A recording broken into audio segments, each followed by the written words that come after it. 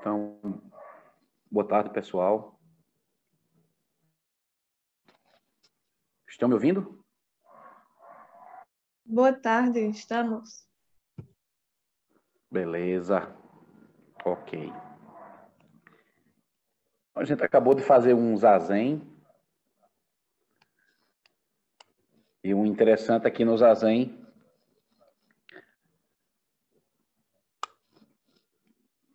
para a gente poder fazê-lo,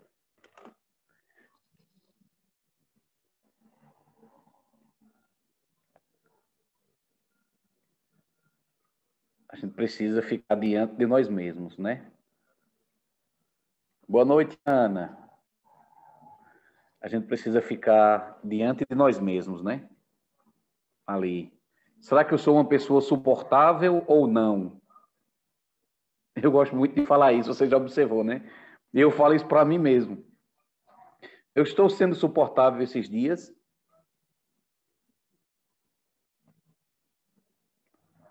Eu estou sendo suportável esta semana? Será que eu estou me suportando ou não? O zazen parece que ele tem uma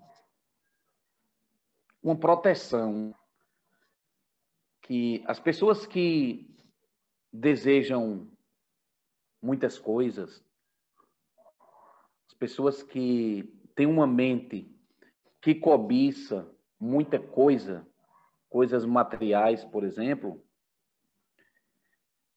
é difícil de praticar o zazen. Porque realmente, quando a gente começa a praticar, a gente pensa que estamos perdendo tempo. Ó, o mundo todinho aí fora, lindo, maravilhoso. Quantas coisas para eu conquistar e eu aqui parado, fazendo uma cara de paisagem. O tempo passando e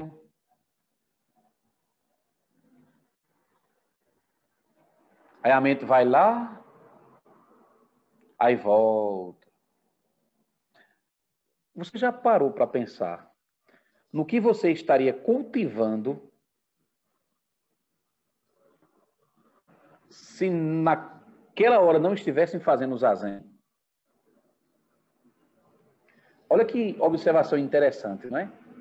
O que eu estaria cultivando se neste momento eu não estivesse praticando o zazen?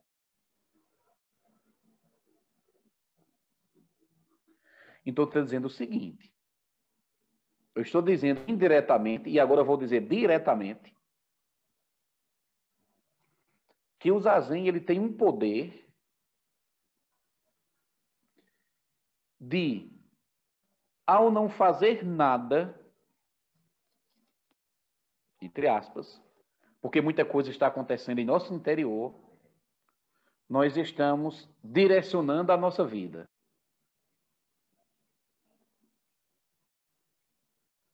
Nós estamos deixando de cultivar algumas coisas e passamos a cultivar outras coisas. Pronto. Vamos dar o exemplo seguinte. Faz de conta que todo sábado, às 17 horas, é o horário de brigar com os meus familiares. Todo sábado, 5 horas, eu brigo com os meus familiares. Com minha irmã, com meu irmão, com meu pai, com meu tio, com meus amigos, eu só arrumo confusão. Aí você agora diz, não, eu vou fazer um zazen. Olha que coisa preciosa. Esses minutos que nós paramos, a gente já não está mais brigando com ninguém. Pelo menos por isso o zazen é importante.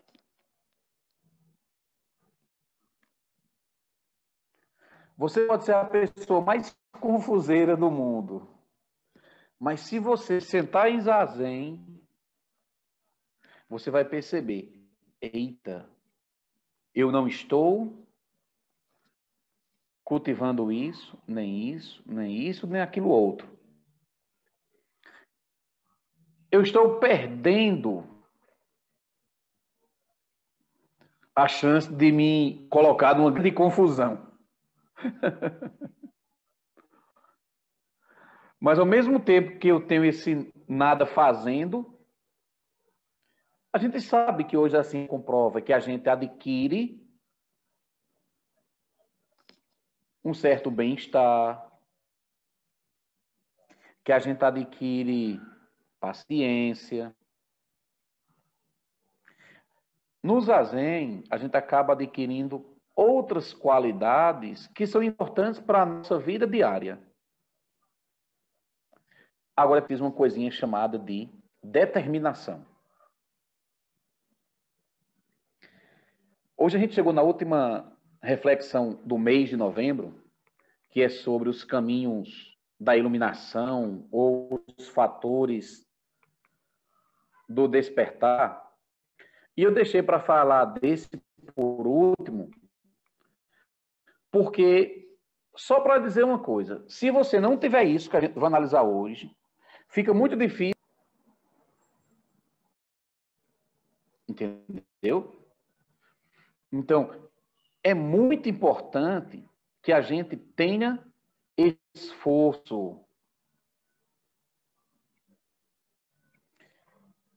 Veja, se a gente quer, se a gente deseja mudar de vida,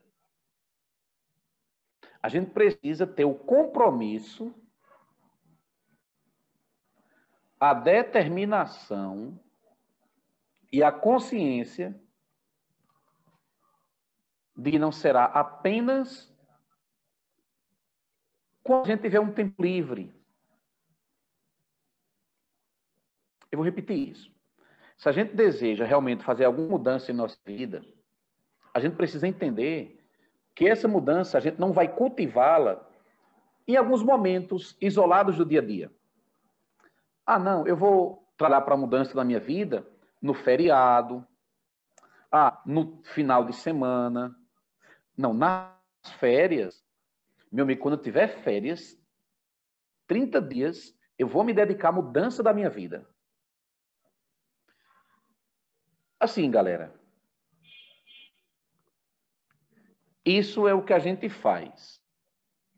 Mas a gente precisa ser consciente de que não vai ser 20 minutos por dia. Ou 30. Não. A mudança que eu quero ver, a mudança que eu quero fazer, ela vai junto da minha vida diária.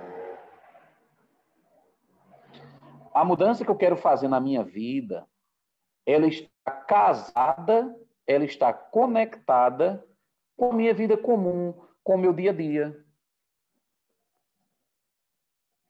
Então, não existe essa história. Eu vou criar momentos especiais na minha vida para poder mudar de vida. Não necessariamente. Lógico que tem coisas que a gente faz que podem oferecer uma mudança muito importante, que vão nos fortalecer. Domingo eu participei de uma live que a Ana Cláudia organiza, né, buscando novos caminhos. Eu achei lindo o índio falando, Ana Cláudia, que alguém perguntou, mas como é que você faz para poder continuar praticando, continuar mantendo sua tradição? Ele disse uma coisa bonita, que foi assim. Sempre que eu posso, eu vou lá na minha tribo. Sempre que eu posso, eu vou ter um contato com eles, porque aquilo alimenta em mim. Então, o que eu estou dizendo é o seguinte, que se a gente deseja fazer alguma mudança na nossa vida, é importante que a gente tenha essa consciência, que essa mudança tem que partir do dia a dia. E não só de momentos extremamente especiais. Não, o momento especial é o dia a dia. É como a gente vai vivendo. Um momento como esse aqui pode ser muito importante. Mas toda mudança é feita a partir do dia a dia.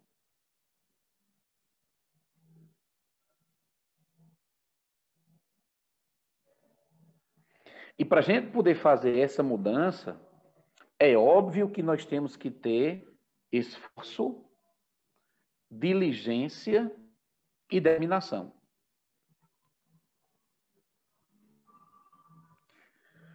Mas o que não é o esforço, né? Olha, esforço não é sofrer. Esforço não é sofrer. Esforço não é nem sofrer, nem se matar. Muitas pessoas, quando conhecem o Zen, e eles são, muitas vezes, pessoas determinadas, o que é que se faz? Vou fazer zazen. A professora, o professor diz para fazer zazen. E a pessoa fica num zazen com dor no corpo inteiro, na alma, no pensamento e na emoção. Aí fica lá.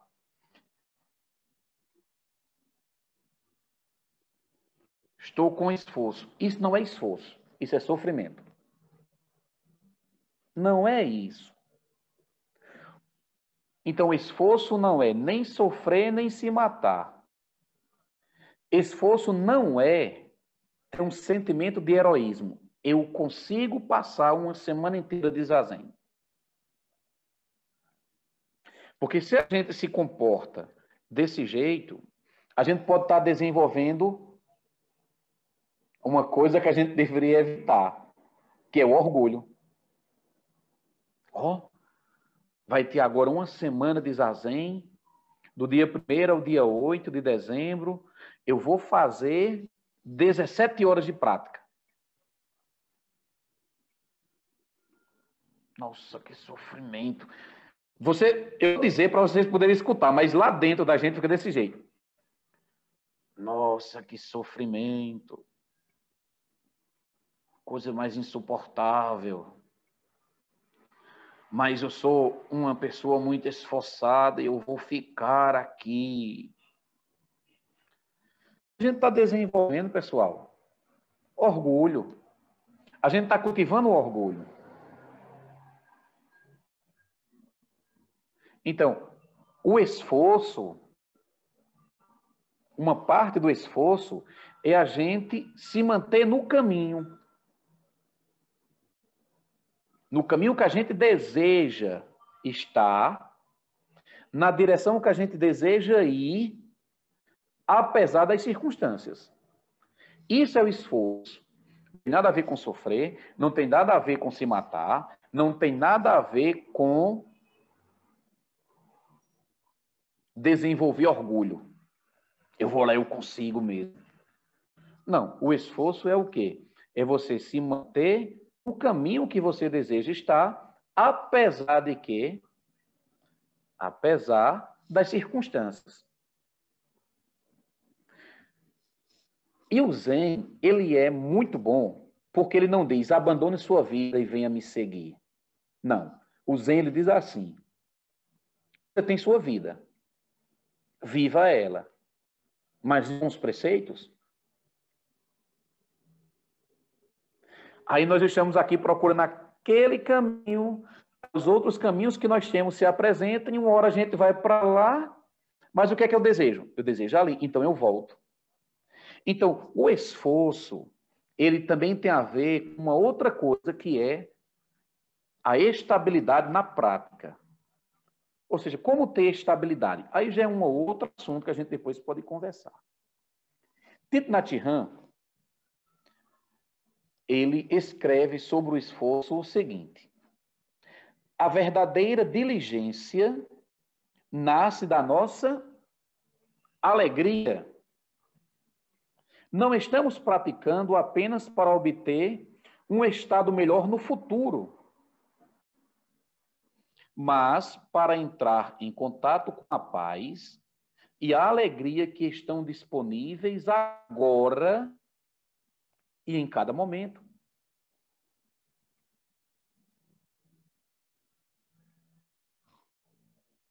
Então,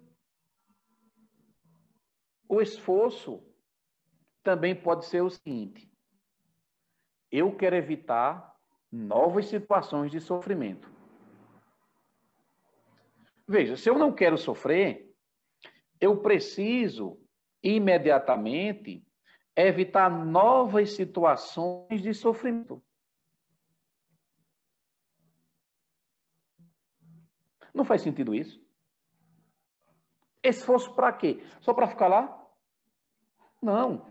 Esforço inteligente para praticar e esforço também para evitar criar novas situações de sofrimento.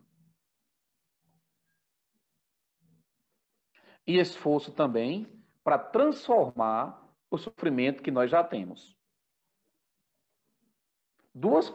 Três coisas importantes que eu já falei até agora. Primeiro, que a mudança vem no dia a dia. Segundo, que o esforço a gente tem para evitar novas situações de sofrimento. E a gente se esforça também para transformar o sofrimento que a gente já tem. Ou seja, a gente para e conclui o seguinte: eu já tenho estes sofrimentos aqui, eu já tenho estes sofrimentos, eu não quero mais sofrimento.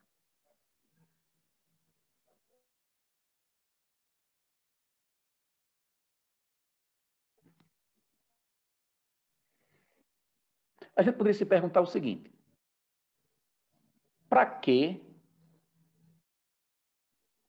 isso sozinho? Sozinho coloca esforço correto na direção correta.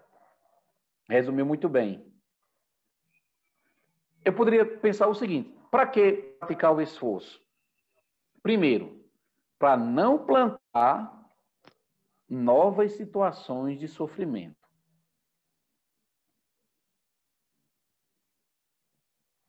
E para não plantar novas situações de sofrimento, é preciso ter discernimento. É preciso ter sabedoria, como a gente viu aqui a semana passada. Esforço está diretamente relacionado com a disciplina. Exatamente, Bianca. É preciso que a gente tenha discernimento. Foi até a última coisa que eu falei quarta-feira passada, acredito. A gente vê o desenrolar das coisas, aí a gente fica esperto e diz: isto é felicidade. Isto aqui é uma felicidade, é um sofrimento disfarçado de felicidade. Isso é uma felicidade falsa. E a gente também pratica o esforço para fazer com que as sementes negativas que nós temos não se manifestem.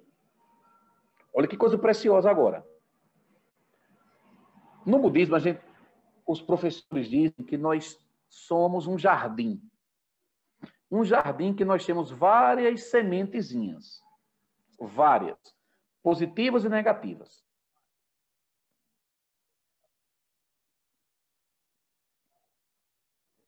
Aí a gente usa o esforço para fazer com que as sementes negativas que nós temos não se manifestem. Isso é muito importante. Eu uso o esforço para fazer com que as sementes negativas que eu tenho não se manifestem. Para você fazer com que as sementes negativas não se manifestem, sei lá, você tem raiva de uma determinada situação, não gosta, sabe que vai brigar com uma determinada pessoa. O que é que você faz? Você organiza a sua vida cotidiana para aquela semente que você não gosta em você não se manifestar. Então, esforço para quê? Para fazer com que as sementes negativas que eu tenho não se manifestem. Sim, mas como é que eu vou fazer com que essas sementes não se manifestem? Eu vou organizar a minha vida. Eu vou organizar o meu dia. Eu vou organizar o meu cotidiano. Sabe por quê? Porque quanto mais aquelas sementes negativas que a gente tem se manifestarem, mais fortes elas ficam. Em outras palavras, é o seguinte: quanto mais raiva eu tenho agora no presente, mais raiva eu vou ter no futuro. Quanto mais ciúme eu tiver agora no presente, mais ciúme eu vou ter lá no futuro. Então, eu preciso perceber quais são meus aspectos que eu não gosto e organizar a minha vida para fazer com que aquele aspecto que eu não gosto em mim não se manifeste. Para isso, organizamos o nosso dia a dia. Para isso também existe a figura da comunidade, a figura da sanga que se chama, ou seja, a figura dos praticantes. Outra coisa, esforço para quê? Esforço para irrigar as sementes positivas que eu já tenho. Isso é muito importante também, porque nós temos muitas sementes positivas.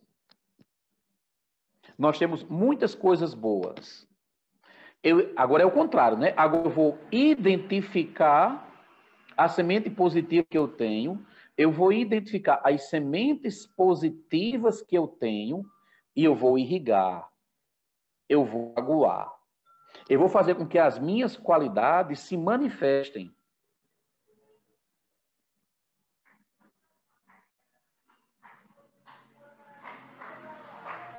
E aqui tem uma coisa importante, que é o seguinte: a partir do momento que aquelas minhas qualidades estão ativas,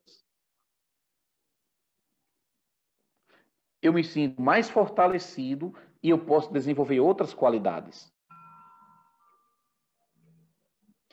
E quando eu estou com essas qualidades ativas e desenvolvendo outras qualidades positivas, aquelas sementes negativas que a gente identificou lá atrás, elas ficam com dificuldade de quê? De nos acessar. Então, é para isso que serve o esforço. Esforço serve para que eu consiga permanecer no caminho que eu desejo estar, apesar das circunstâncias. O esforço serve também para que eu possa evitar cultivar sementes de sofrimentos. E o esforço também serve para que eu possa cultivar sementes positivas. No Parinirvana Sutra,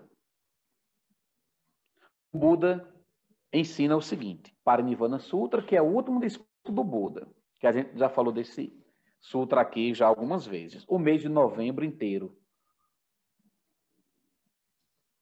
Olha só, que preciosidade. Deixa eu só achar a paginazinha aqui.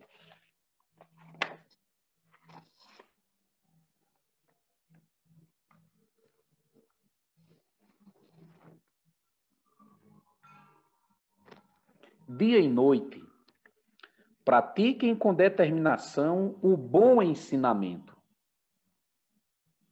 Não percam tempo. Não negligenciem seus esforços. Nem à noite, nem mesmo ao amanhecer. No meio da noite, recitem os sutras. Assim vocês devem ordenar suas vidas. Não deixem que a vida passe à toa, apenas dormindo, sem obter a realização. Vocês devem se lembrar de que o mundo está sendo consumido pelo fogo da impermanência. Rapidamente, procurem despertar e não dormir. As paixões estão sempre prontas para matar uma pessoa, mais do que um inimigo mortal. Lindo agora. Como vocês podem ficar dormindo e baixar a guarda? As paixões são como uma cobra venenosa dormindo em sua mente. Não se diferentes de uma cobra dormindo em seu quarto.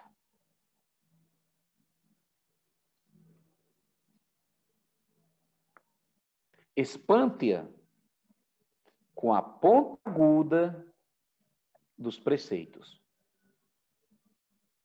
Vocês só poderão dormir tranquilos depois que a cobra sair. Se dormirem enquanto a cobra estiver lá, vocês estarão agindo sem consciência. A consciência é como uma agulha de ferro com a qual se pinçam os enganos. Assim sendo, sempre sigam sua consciência e não a ignorem por um só momento. Esquecendo-se da consciência, perdem-se todos os méritos.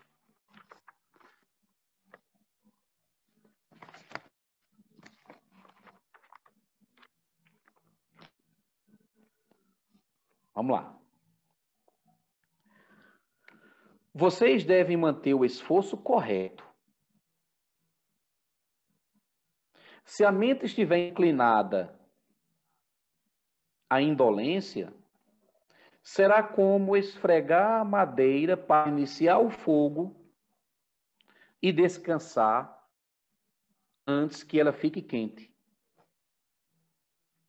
Mesmo que a pessoa queira o fogo, a faísca não acontece.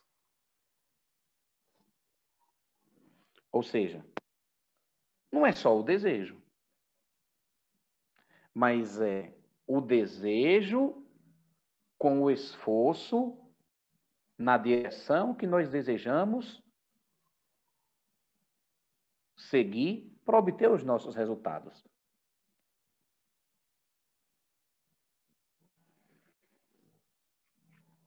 Até aqui tranquilos?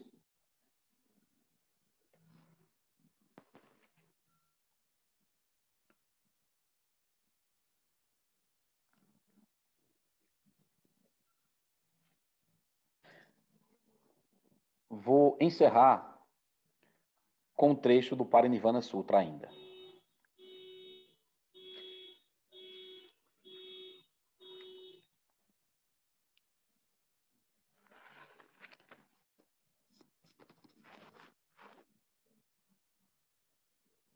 Se nesta assembleia houver alguém que ainda não contemplou a sua compreensão,